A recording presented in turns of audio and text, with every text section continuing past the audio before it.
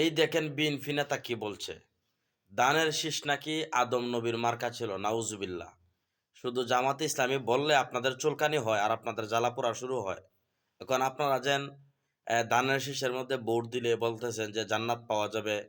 দানের শীষের মধ্যে ভোট দিলে জান্নাতের জন্য প্রস্তুত হবেন আপনারা।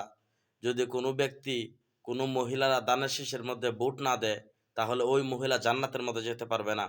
এই যেন আপনারা এই সমস্ত বক্তব্য দিতেছেন, এগুলি কি কোরআন হাদিস বিদ্বেষী কথাবার্তা না?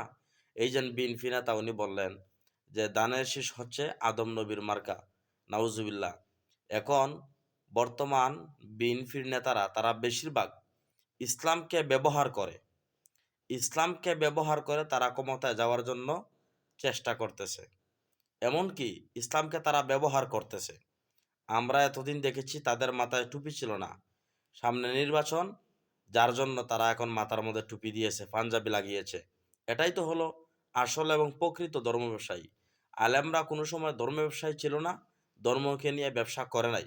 আলেমরা সব সময় ইসলামের কথা বলেছে, কোরআনের কথা বলেছে, বলবেও। তারা নির্বাচিত হলেও বলবে, না হলেও বলবে।